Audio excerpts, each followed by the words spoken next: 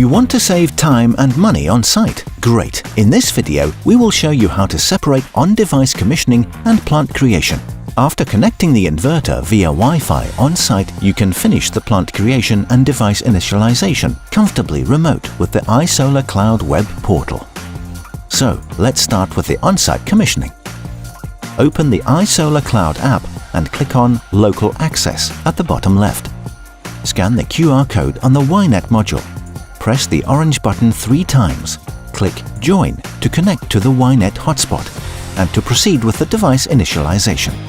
Also, make sure to note the serial number of the YNet S or to take a picture of the QR code. This information will be needed during plant creation from remote later. Use the general account name admin and password PW8888. Click on Verification.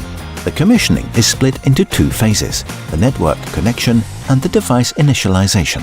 Click on Network. Select the customer's home Wi-Fi network and enter the password. You will see an orange check mark once the communication device is connected successfully to the home network.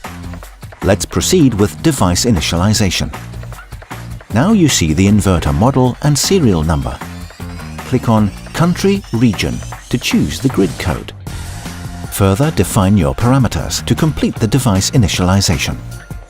Now the inverter is configured successfully. Within a few minutes, the inverter will connect to the grid and start producing. Click Complete to finish your work on site. Now the inverter is connected to the internet and you can create your plant fully remotely on the web portal of iSolarCloud.com. Once the device has been initialized successfully, the next steps of the commissioning can be done remotely. To do so, log in to your account on iSolarCloud.com. Click on the plus button on the top right corner to create a new plant.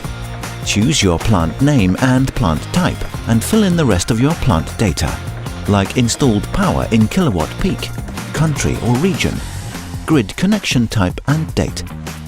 You can also upload a plant image.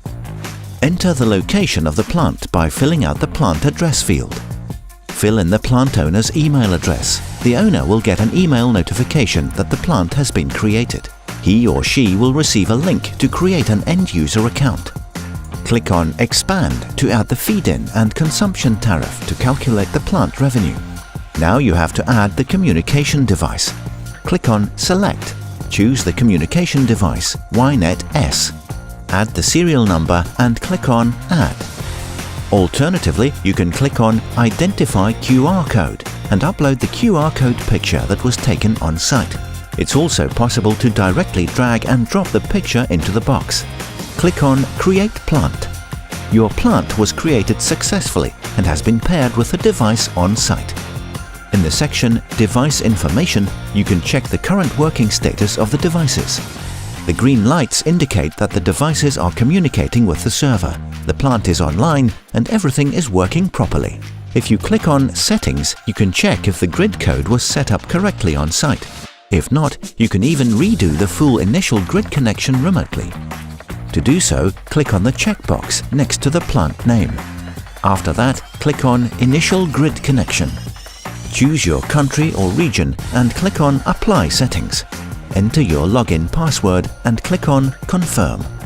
Click on Confirm again to send the command. Click on Continue Waiting and wait for the response of the inverter. Now you can fill in more data about your plant, like the installed PV power and other required information like feed-in limitation. Click on Apply Settings and enter your login password again. Click on Confirm. In the task list, you can check the execution status at any time. Now the grid code and parameters have been successfully set and the inverter is ready for operation. The creation of the plant is complete.